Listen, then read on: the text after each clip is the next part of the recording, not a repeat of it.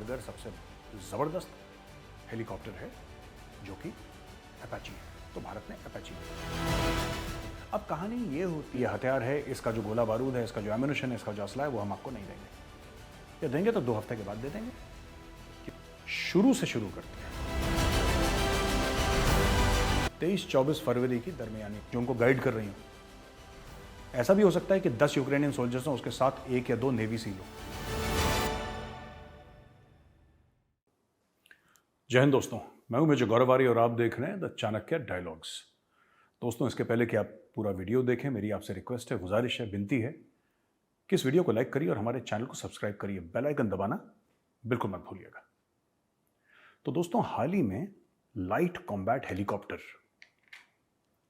Induct हो गया, कल इंडक्ट हो गया लाइट कॉम्बैट हेलीकॉप्टर। माननीय रक्षा मंत्री श्री राजनाथ सिंह जी गए जोधपुर और इसका इनॉग्रेशन हो गया। ये लाइट कॉम्बैट हेलीकॉप्टर की ज़रूरत क्यों पड़ी, इसका इतिहास क्या है, क्या ये भारत का पहला लाइट कॉम्बैट हेलीकॉप्टर है, क्या ये वो है जो पहली बार भारत ने बनाया है कि इसके पहले भी इंपोर्टेड यानी कि जो आयात करा गया था वो पहले था भारत में, ये पूरा मामला क्या है, ज़रा इसके ऊपर थोड़ी सी बहस कर लेते हैं। और क्यों ज़रूरी है ये लाइट कॉम्बैट हेलीकॉप्टर, इसकी ज़रूरत क्यों पड़ी, इतने हज़ारों करोड़ रुपए इंडियन गवर्नमेंट क्यों खर्च कर रही है, ये प्रोग्राम कब का है। ये प्रोग्राम आज का तो नहीं है, क्योंकि एक लाइट कॉम्बैट हेलीकॉप्टर को बनाने में दशकों लग जाते हैं, क्योंकि आप सिर्फ खरीद नहीं रहे, आप उसको रिसर्च एंड डेवलपमेंट होती है, फिर there are so many steps and processes before army और द नेवी और द एयरफोर्स। ये है तो वैसे एयरफोर्स और आर्मी के लिए, लेकिन कोई भी 3 सर्विसेज कोई भी प्लेटफॉर्म को एक्सेप्ट करती है, उसमें बहुत टाइम लग जाता है। तो इसकी स्टोरी क्या है दोस्तों, ऐसी बात नहीं है कि पहले हेलीकॉप्टर गनशिप भारत के पास नहीं था। MI-25 जिसको अकबर भी बोलते थे, MI-25 ने बहुत ज़बरदस्त रोल प्ले करा था।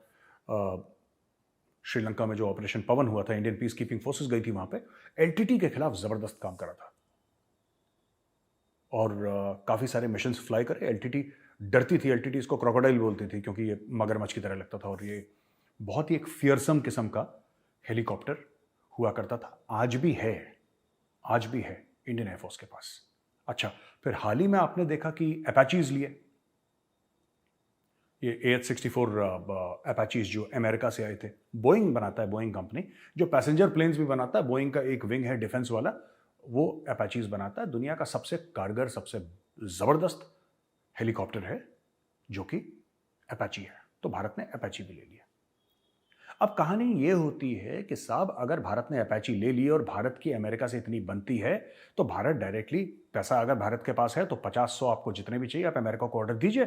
मेक इन इंडिया के तहत Apache, America will be very happy to transfer technology और बोलेगा ठीक है साहब, आप भारत में कहीं पे जमीन हमें दीजिए, हम फैक्ट्री बनाएंगे और आपके लिए अपाचीज यहां पे बनाएंगे। तो भारत ने ऐसा क्यों नहीं करा?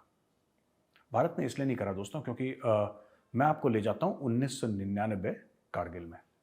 इसके पीछे भी बहुत लंबी कहानी है। कारगिल में यह हुआ कि कारगिल की जो लड़ाई थी वो 9-10 हज़ार से लेकर 18-20 हज़ार फुट तक हुई थी, पर ज़्यादातर जो लड़ाई थी वो दरमियानी 16,000, 17,000, 18,000 फुट पे, बड़े ठंडे, extreme cold climate, lack of oxygen, जहाँ पे ऑक्सीजन की कमी, राइट, इन सब माहौल में कारगिल की लड़ाई हुई थी। हमारे फौजियों ने जिस तरीके से लड़ा वो दुनिया जानती है, दुनिया सल्यूट करती है हमारे फौजियों को। ज़बरदस्त लड़ाई हुई। वहाँ पे इन्फेंट्री का बहुत तगड़ा काम था, वहाँ पे आर्टिलरी का, बोफोर्स ने पहली बार इतने वाइड स्केल में अपना कमाल दिखाया। कमाल का वेपन तो है ही बोफोर्स, पर बोफोर्स ने बड़ा कमाल दिखाया इतने वाइड स्कोप और स्केल पे कारगिल में। लेकिन एक कमी रह गई, ये जो हमारे हेवी हेलीकॉप्टर्स थे ना, या दूसरे किस्म के हेलीकॉप्टर्स थे, ये इतनी हाइट पे उड़ नहीं पाते थे। या तो इनकी टेक्नोलॉजी इतनी साउंड नहीं थी, या ये हेवी इतने थे, जो गनशिप हेलीकॉप्टर्स थे MI-25, ये उड़ नहीं पाते थे। और यही प्रॉब्लम है अपाची के साथ। जबरदस्त हेलीकॉप्टर, इसमें कोई शक नहीं है, जबरदस्त हेलीकॉप्टर है अपाची। अगर मैं ये बोलूं कि दुनिया का सबसे बेहतरीन और सबसे अच्छा हेलीकॉप्टर गनशिप है, तो ये बात झूठ नहीं होगी, ये बात बिल्कुल 100% सच होगी। लेकिन भारत को एक ऐसा हेलीकॉप्टर चाहिए था जो ऊंचाइयों पर उड़े, जो 16,000 फुट से लेकर 20-21 हज़ार फुट तक चले जाए, जो 16,000 फुट पे टेक ऑफ कर सके। लैंड नहीं कर रहा, वो वहां से टेक ऑफ कर रहा, उसका टेकिंग ऑफ पॉइंट 16,000 फीट है, और फिर 20-21 हज़ार फुट पे जाके ऑपरेशंस करके आए। भारत को ऐसे एक हेलीकॉप्टर की जरूरत थी और ये काम अपाची नहीं कर सकता। मैं आपको छोटा सा एक उदाहरण दे देता हूं।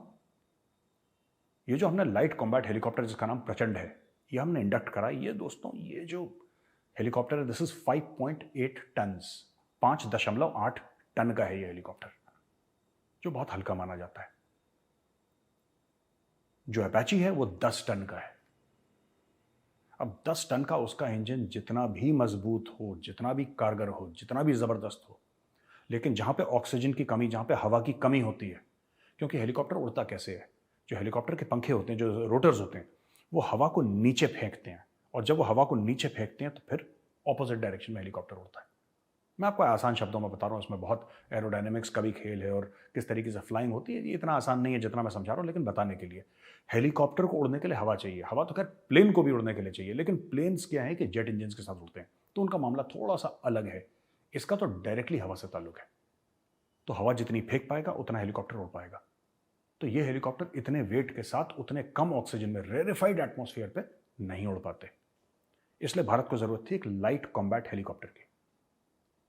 और ये जो कॉम्बैट हेलीकॉप्टर है, इसके क्या क्या फीचर्स हैं मैं आपको बता दूं दोस्तों। एक तो इसमें जैसे कि मैंने कुछ नोट्स भी बनाए हैं, तो मैं आपको बता देता हूं कि 5.8 टन्स का तो मैंने आपको बता ही दिया, और इसमें 20 mm की टरेट गन्स हैं, 20 mm, और इसमें रॉकेट सिस्टम्स हैं, और इसमें और दूसरे वेपन्स भी हैं। और इसकी जो असली में जो सलाहियत है, ये नाइट कॉम्बैट कैपेबिलिटी रखता है, यानी कि हेलीकॉप्टर रात को लड़ सकता है, बिल्कुल अंधेरे में ये हेलीकॉप्टर रात को लड़ सकता है। पहली बात ये। दूसरी चीज, इसमें आर्मर्ड प्रोटेक्शन है।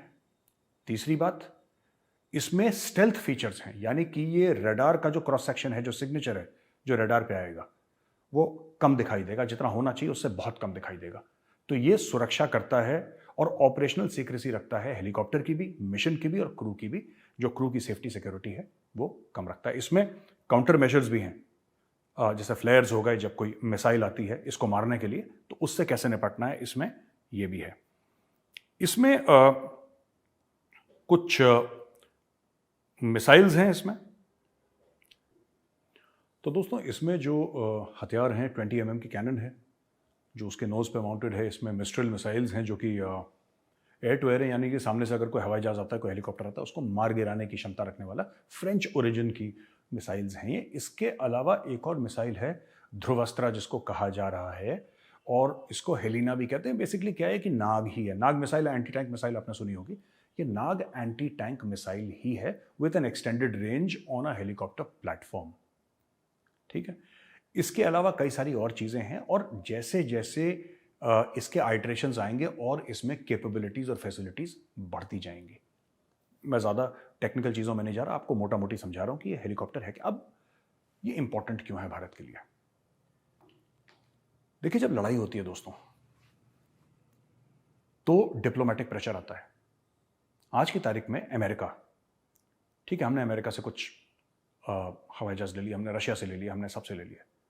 ये आत्मनिर्भर भारत जो डिफेंस में है ना, इसका 2-3 पहलू हैं इसके। लोग कहते हैं कि साहब डॉलर बचाना चाह रहे हैं या इंपोर्ट बचाना चाह रहे हैं और एक्सपोर्ट करना चाह रहे हैं, वो एक पहलू है, वो सच है। लेकिन एक और बड़ा युद्ध नीति से जो डायरेक्टली जुड़ा हुआ पहलू दोस्तों ये है कि ऐसा होता है कि जब लड़ाई होती है तो डिप्लोमेटिक प्रेशर होता है एक देश के ऊपर। भारत की लड़ाई हो गई पाकिस्तान से, ठीक है, और मानिए उस वक्त अमेरिका वापस अफगानिस्तान चला गया। अभी अमेरिका अफगानिस्तान में नहीं है, मानिए उस वक्त अमेरिका दोबारा अफगानिस्तान चला गया, वहां पर रशिया चला गया, कोई भी चला गया वहां पे जिससे हमने हथियार खरीद रखे, और भारत और पाकिस्तान की लड़ाई हो गई है। अब अफगानिस्तान जितना भी सामान जाता है, माल जाता है, हथियार जाते हैं, सारा पाकिस्तान के थ्रू जाता है, क्योंकि पोर्ट उनके पास है। जो ईरान वाला पोर्ट है, ईरान के ऊपर तो सैंक्शंस लगा रखे हैं दोस्तों ने, ईरान के थ्रू तो कोई जाएगा नहीं, तो जाएगा पाकिस्तान के थ्रू। पाकिस्तान का नेटवर्क भी बड़ा अच्छा है इनसाइड अफगानिस्तान, उन्होंने लोग अपने पाल रखे हैं, गुर्गे पाल रखे। तो कल यही अमेरिका, यही रशिया हो सकता है कि भारत को बोले नहीं आ रहा है, फिर लड़ाई रोकिए, और जो भी है देखिए, हमारी हमारी अभी साठगांठ चल रही है पाकिस्तान से, आप ये लड़ाई रोकिए। ये बिल्कुल डिप्लोमेटिक प्रेशर आएगा, और अगर हमने लड़ाई नहीं रोकी तो फिर अच्छा ठीक है, ये हथियार है, इसका जो गोला बारूद है, इसका जो एम्यूनिशन है, इसका जो असला है, वो हम आपको नहीं देंगे। या देंगे तो 2 हफ्ते के बाद दे देंगे कि उनकी बात भी बने रहे, हमारा काम भी ना हो। तो इसीलिए मोदी जी बार बार बार बार आत्मनिर्भर भारत कह रहे हैं डिफेंस में, और यही राजनाथ सिंह जी भी कह रहे हैं। ये आत्मनिर्भर भारत का जो मामला है, क्या हमारे जो वेपन सिस्टम्स बन रहे हैं वो वर्ल्ड क्लास हैं? क्या इससे अच्छा कोई वेपन सिस्टम नहीं है? ऐसा नहीं है दोस्तों। अच्छे वेपन सिस्टम्स हैं, इसमें कोई शक नहीं है, लेकिन अगर कोई बोले कि इससे अच्छा दुनिया में नहीं है, तो ये मैं मानने को तैयार नहीं हूं। हमें सच बोलना चाहिए। लेकिन सबसे बड़ी बात पता है क्या है? जब हम खुद एक्सेप्ट करेंगे अपने वेपन सिस्टम्स, तो ये अच्छे भी होंगे। आप दुनिया को कैसे ये बोलेंगे कि आप प्रचंड जो है हमारा हेलीकॉप्टर आप खरीदिए हमसे?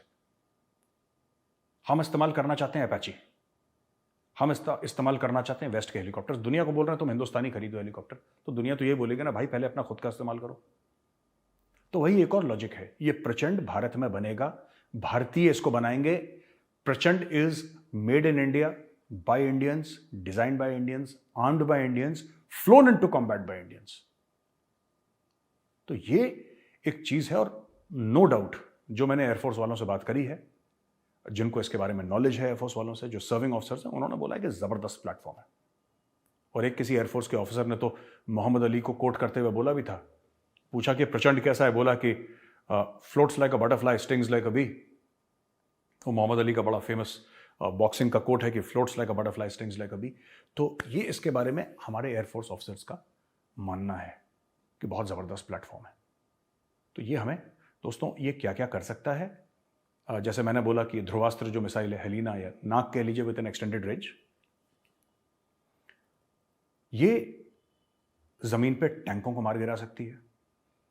जो मिस्ट्रल मिसाइल्स हैं वो हवाई जहाज को मार सकते हैं। जो इसमें 20 mm कैनन्स हैं, और भी इसमें रॉकेट्स हैं, they can do a lot of damage. और इसको फिलहाल के लिए जोधपुर में रखा गया है, और ये आर्मी और एयरफोर्स दोनों के लिए आएंगे। और जितना मेरा एक अनुमान है, ये मेरी सोच है दोस्तों, ये मेरी सोच है, ये मेरा एनालिसिस है, और मुझे ऐसा लगता है कि मैं सही बोल रहा हूं उसमें। देखिए, इसको दिया है एयरफोर्स को, जो वेस्टर्न सेक्टर है, पूरे वेस्टर्न सेक्टर में एयरफोर्स के पास ये होगा, तो ये एंटी टैंक रोल में होगा। और जो strategic lines of communication and supply, उसको डिसरप्ट करने के लिए हो सकता है। जो एडवांसिंग इन्फेंट्री है, उसको कवर फायर देना है, तब हो सकता है। 10 काम इसके हो सकते हैं जो डेजर्ट में है। जोधपुर में 12 कोर है, और तो वहाँ पे ये चल रहा है। तो they are all doing that in Jodhpur. वो टैंक कंट्री है, जाहिर सी बात है। राजस्थान, पंजाब, लोअर जम्मू और even upper Jammu for that matter, tanks तो कहीं पे भी आजकल, लेह लद्दाख में टैंक्स पहुँच गए, तो जम्मू में तो पहाड़ी इतने बड़े नहीं हैं, जब लद्दाख में पहुँच सकते हैं। तो ये सब चीज़ें चल रही हैं वहाँ पे। अच्छा, आर्मी जो चाह रही है, जहाँ तक मैंने अनुमान लगाया मीडिया रिपोर्ट्स पढ़ के, आर्मी चाह रही है अगेंस्ट चाइना इसको। तो आपके 2 थ्रेट है ना, पाकिस्तान और चाइना। आर्मी इसको करेगी अगेंस्ट चाइना, और जो आर्मी के पास आएंगे, जो आर्मी एविएशन वाले चलाएंगे इसको, दीज आर्म्ड हेलीकॉप्टर्स, क्योंकि इनकी सलाहियत भी यही है कि ऊंची ऊंची हाइट्स पे चले। तो लाइन ऑफ कंट्रोल पे मुझे लगता है कि आर्मी की स्क्वाड्रन्स लगेंगी, और फिर इनको वहां से मैनेज करा जाएगा। तो ये था थोड़ा बहुत, मुझे लगा कि प्रचंड के बारे में, जो उसको नाम दिया गया है प्रचंड के बारे में आपको बताऊं। ऐसा नहीं है कि ये पहला हेलीकॉप्टर गनशिप है जो भारत के पास आया है। Mi-25 इसके पहले आ चुका है, रशियन है। अपाची है जो इसके पहले आ चुका है, जो कि अमेरिकन, ज़बरदस्त हेलीकॉप्टर है वो। लेकिन हमारी रिक्वायरमेंट के लिए ये सही है। तो ऐसी बात नहीं है कि अपाची की यूज़ नहीं है, अपाची का भी यूज़ है। अपाची अपने टेरेन में यूज़ करा जाएगा, ये अपने टेरेन में यूज़ करा जाएगा। ये स्पेसिफिक टू एरियाज़ हैं, ऐसा मुझे लगता है। अपाची भी हाई एल्टीट्यूड तक यूज़ करा जा सकता है, लेकिन जो मुझे नहीं लगता कि कोई आर्मी इतनी हाइट पे डिप्लॉयड है जितनी इंडियन आर्मी है, over such a long period of time, इतने नंबर्स पे। कोई भी फौज, यूएस आर्मी, रशियन आर्मी, ऐसे क्लाइमेट, ऐसे टोपोग्राफी में कोई भी फौज, हमारे ऑपोजिट चाइनीज़ आर्मी, वो भी ऐसे डिप्लॉयड नहीं है, पाकिस्तान आर्मी वो भी ऐसे डिप्लॉयड नहीं है।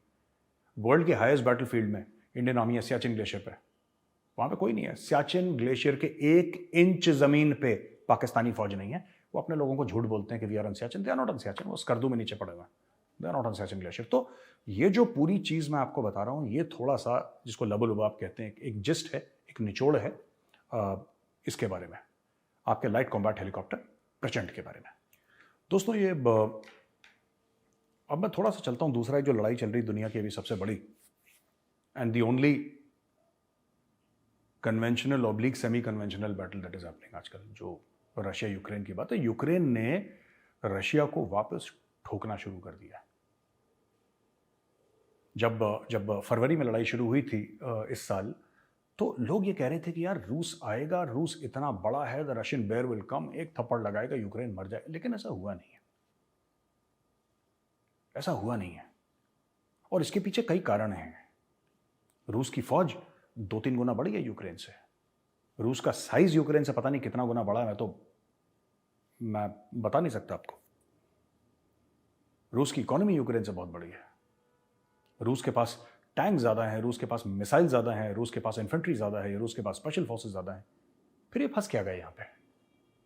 अब वो इधर से गए, ये बड़ा कंफ्यूजिंग है। मैं उस चक्कर में पढ़ूंगा ही नहीं, वरना मैं आपको मैप दिखा के पूरा समझा देता कि कहां पे इन्होंने पंच थ्रू कर दिया, कहां पे है, कहां पे काउंटर अटैक करा। लेकिन मैं उधर जा ही नहीं रहा। आज मेरा ये मकसद नहीं है कि यहां से गए और मैं मैप पे आपको समझा दूं। 2 मिनट लगते मैं समझा देता, लेकिन नहीं, मुद्दा वो नहीं है बॉस। मुद्दा कुछ और है। ये रशिया को मार क्यों पड़ रही है? सबसे पहले मैं चाहता हूं आप एक छोटा सा वीडियो देखिए। वीडियो यूक्रेनियन में है, लेकिन नीचे सबटाइटल्स हैं, आप देखिएगा ये औरत क्या कह रही है। Ці свині століттями називали нас малоросами, топтали наш прапор, насміхалися з нашої мови і творили кумедний образ українця з оселедцем, салом і галушками. Під п'яне гикання і звуки російської гармонії вони нас вбивали, морили голодом, розпинали по червоних катівнях і відправляли у вічну мерзлоту сибірських таборів. Вбивали доти, доки у миролюбній хліборобській нації не прокинулося щось страшне. Щось, що віками дрімало у надрах дніпровських круч. Первісний і прадавній український Бог. І тепер ми збираємо свої криваві жнива. Тепер на вас усіх чекає смерть. За Бучу, Ірпінь, Київ, Харків, Одесу, Маріуполь. Ви будете вбиті всі. Ваші трупи, як найгірше падло, лежатимуть в полях, лісосмугах і вздовж доріг. Їх роздиратимуть собаки і дикі тварини, а ваші матері чекатимуть вас в Твері, Пскові, Рязані. Але ви, сучі виродки, не повернетесь додому. Ніколи. Добро пожаловать в ад. दोस्तों आपने देखा। अब इस वीडियो को याद रखिएगा। अब मैं आपको बताता हूं। शुरू से शुरू करते हैं। 23-24 फरवरी की दरमियानी रात अटैक। हम 5 दिन के अंदर यूक्रेन को ध्वस्त कर देंगे, 10 दिन के अंदर सब मर जाएंगे, घुटने टेक देंगे। और उनका जो जेलेंस्की है, जो उनका प्रेसिडेंट है, उसके लिए भी ये तो कॉमेडियन है। और इंडिया में भी काफ़ी लोग कह रहे थे ये तो कॉमेडियन है, और कॉमेडियन क्या करेगा, ये तो किसी काम का नहीं, और पुतिन एक मारेगा वो मर। देखो ऐसा हुआ नहीं। ऐसा इसलिए नहीं हुआ, पहली बात Russian over confidence, number 1। Number 2, मुझे कहना नहीं चाहिए पर मुझे कहीं ना कहीं लगता है इनकी ट्रेनिंग में कमी है। क्योंकि जिस तरीके से मैंने देखा इनके आर्मर्ड कॉलम्स आ रहे हैं, टैंक कैसे टहल रहे हैं, जैसे कंपनी बाजार में टहल रहे होंगे, जैसे लोग जाते हैं ना भीड़ में सरोजनी नगर, ये वैसे तो इनके टैंक चल रहे थे। इनकी कोई टैक्टिकल मूवमेंट नहीं, कोई कुछ नहीं। तीसरी चीज लॉजिस्टिक्स। फौज जो है 2 चीजों पर लड़ती है, खाने पे, एमुनिशन और ईंधन पे, या 3 चीज लगा लीजिए, खाने पे, एमुनिशन पे, ईंधन पे। आपको फ्यूल सप्लाई चाहिए, आपको एमुनिशन चाहिए, आपको खाना चाहिए। इसके बिना फौज नहीं लड़ सकती, कोई दुनिया में कितनी भी बड़ी 30 मार खान फौज हो। रशिया की तीनों चीजें डिसरप्ट कर दी यूक्रेन ने। और अमेरिका और यूरोपियंस ने वही काम करा रूस के साथ जो उन्होंने रूस के साथ करा था अफगानिस्तान में। जब रूस घुस गया था अफगानिस्तान में, 1979 की मैं बात कर रहा हूं, तो पाकिस्तान की मदद से अमेरिका ने अफगान्स को ट्रेनिंग दी, और अफगान को वो स्टिंगर मिसाइल्स जो वो कंधे पे, जिसपे वो मिग एयरक्राफ्ट गिरा रहे थे और ये सब कर रहे थे वहां पे। अब तो उनको स्टिंगर तो दिए यूक्रेनियंस को। इन्होंने उनको जेवलिन की एंटी टैंक मिसाइल्स दी हैं, जो कि जेवलिन एक बड़ी जबरदस्त नॉर्मली एंटी टैंक वेपन्स सीधे जाके मारते हैं टैंक को, तो टैंक का आर्मर आमने सामने साइड में लगा रहता है। आपने देखा होगा टैंक का जो हल होता है सामने वाला एरिया बड़ा मोटा, इतना मोटा चादर आर्मर की लगी रहती है जिसमें पेनिट्रेट करना बड़ा मुश्किल होता है। उसमें रिएक्टिव आर्मर भी होता है और उसमें 10 किस्म की चीज़ें होती हैं जो आजकल के मॉडर्न टैंक्स में होती हैं। लेकिन ये जेवलिन है, या हवा में जाता है और ऊपर से मारता है, जहां पर ऊपर की परत सबसे कमजोर होती है टैंक की।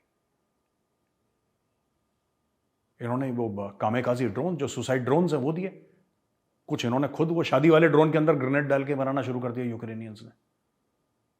कुछ इनके पास वैसे ड्रोन्स थे जिनकी नोज में इन्होंने C4 एक्सप्लोजिव, प्लास्टिक एक्सप्लोजिव लगाया, RDX लगाया और जो जाके स्मैश कर देते थे चीज़ों में। तो बहुत ज़्यादा रशियन फोर्सेस को बॉक डाउन कर दिया वहाँ पे। अब रशियंस को पता नहीं लग रहा, moral has taken a hit, जो मनोबल है उनका बहुत बुरी तरीके से टूट रहा है, क्योंकि आप इतने बड़े 200 किलो के पहलवान हैं और आप वो जो 40 किलो का पतला सा सीकड़ा सा बंदा है, शक्ल बिल्कुल जैसे अगरबत्ती उसकी, पतला सा, आप उसको मार रहे हैं, वो गिरने को राजी नहीं है यार। आप उसको पीट रहे हैं, वो गिरने को राजी नहीं है। उसके मुंह से खून निकल रहा है, उसकी आंखें सूज गई, उसका गाल फट गया यहां से बिल्कुल, लेकिन वो मरने को तैयार नहीं, वो जमीन पर लेटने को तैयार नहीं, वो फिर भी लड़ रहा है। और अचानक वो आपके मुंह पे एक पंच मार देता है। ये जो वीडियो है, ये वीडियो क्या है लेडी का, ये क्या बोल रही है? ये एक इंफॉर्मेशन वॉरफेयर का वीडियो है, ये प्रोपेगेंडा नहीं है, ये झूठ नहीं है, इंफॉर्मेशन वॉरफेयर है। किस तरीके से, मैं आपको बताता हूं। देखिए दोस्तों, बात यह है कि ये वीडियो जो है क्रोमा पे बनाया गया है, पीछे कोई खेत वेत नहीं है, पीछे ग्रीन स्क्रीन है, और जिस बंदे का गला काट रही है वो भी एक्टर है, और जो लेडी बोल रही है उसको भी पता है एक्टर है, लेकिन ये मैसेज पास कर रही है कि हम एक पीसफुल फार्मिंग कम्युनिटी थे, हम लोग किसान लोग थे, हम किसान थे, हमने तुम्हारा कुछ बुरा नहीं करा, तुमने हमारी मजाक उड़ाई, कई सदियों से, कई शताब्दियों से तुम हमारी मजाक उड़ा रहे थे, तुम हमें भद्दे भद्दे नाम पुकारते थे, गालियां देते थे, हमें पर्माफ्रॉस्ट यानी कि साइबेरिया में जो ठंडा इलाका जहां पे कभी बर्फ नहीं पिघलती है, तुम हमें वहां पे डाल देते थे, हम वहां पे ठंड से मर जाते थे। हमने कुछ नहीं बोला। तुम आए, तुमने हमारे लोगों को मारना शुरू करा और तुमने हमारे अंदर एक दानव को जगा दिया, जो दानव सो रहा था, जो दैत्य था, जो शैतान था, वो सो रहा था अंदर चुपचाप। हम लोग चुपचाप अपनी खेती बाड़ी कर रहे थे, क्या जरूरत थी तुम्हें आने की? अब तुमने उसको जगा दिया है, अब तुम देखना, जो तुम्हारी माएं हैं वो इंतजार करेंगी बेटों का, और वो बेटे कभी घर नहीं आएंगे, हम तुम्हें इधर ही दफना देंगे, और तुम्हारी जो लाशें हैं वो कौवे, चील और कुत्ते खाएंगे। देखिए ना, ये एक मैसेजिंग है बहुत जबरदस्त, और ये मैसेजिंग है किसके लिए? ये रूसी सोल्जर्स के लिए है, जो आम जो सिपाही है, ये उनके लिए है, उनके मन में खौफ डालने के लिए। रुडयार्ड किपलिंग की एक पोयम है जो मैं कोट करता हूं। जब अफगानिस्तान की लड़ाई हुई थी, बहुत पहले की बात है, ना आपने फिल्म देखी थी केसरी, और जिसमें वो एक्चुअली बैटल ऑफ सारागढ़ी के ऊपर है। मैं केसरी का नाम इसलिए ले रहा हूं क्योंकि आपको सारागढ़ी के बारे में शायद इतना ना पता हो, बट केसरी फिल्म क्योंकि बड़ी मशहूर हो गई अक्षय कुमार वाली, इसलिए सबको पता है उसकी स्टोरी क्या है।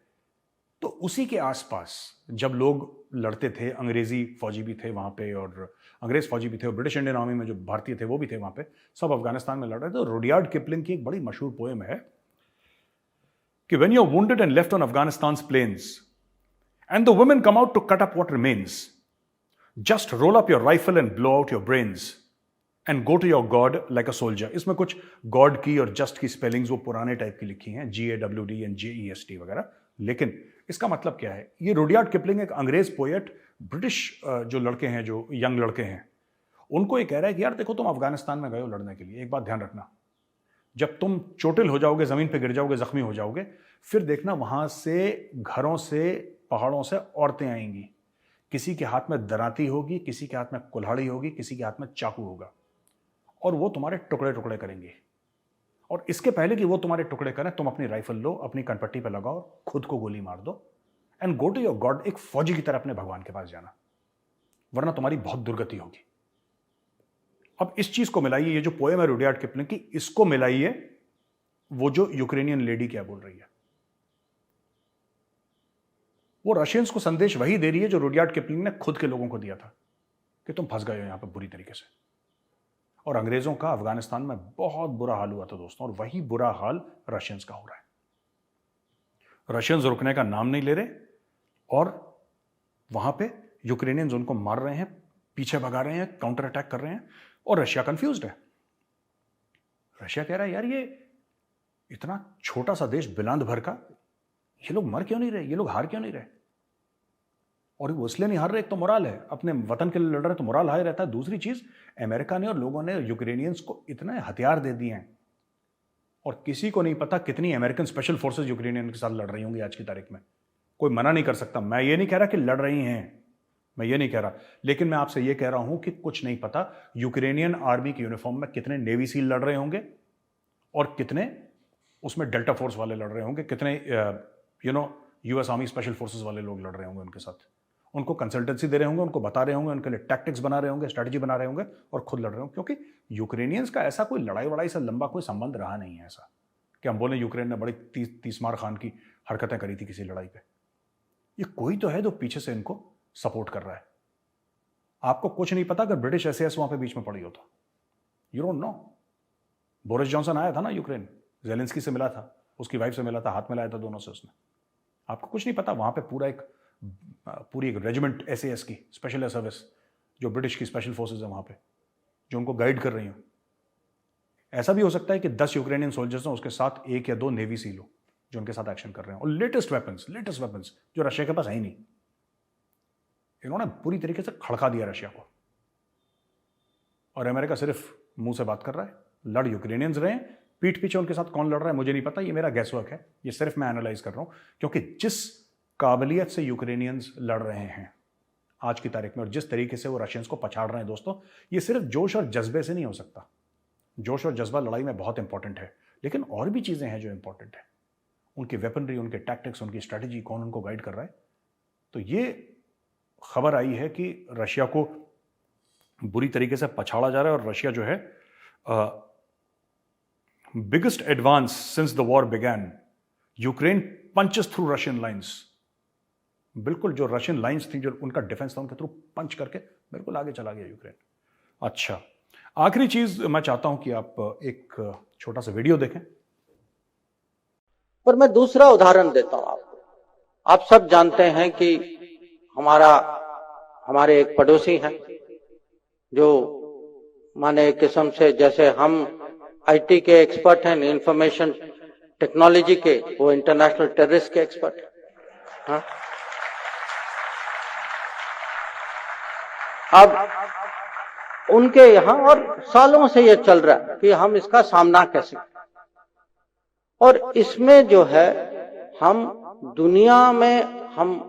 दुनिया को हम समझा पाए कि आतंकवाद जो है, कभी आप ये नहीं समझिए कि आतंकवाद राजनीति है या कूटनीति है। आतंकवाद है। आज हमारे खिलाफ किया जा रहा है, कल आपके खिलाफ ये होगा। दोस्तों, आपने वीडियो देखा और इसमें डॉक्टर जयशंकर ये बोल रहे हैं कि हमारे जो नेबर है, पाकिस्तान का नाम नहीं लिया उन्होंने, तो हमारे नेबर है, हमारे पड़ोसी हैं। हम लोग तो इंफॉर्मेशन टेक्नोलॉजी में एक्सपर्ट्स हैं, वो इंटरनेशनल टेरर, दोनों आईटी में एक्सपर्ट्स हैं। हम और पाकिस्तान यानी भारत और पाकिस्तान दोनों आईटी में एक्सपर्ट्स हैं।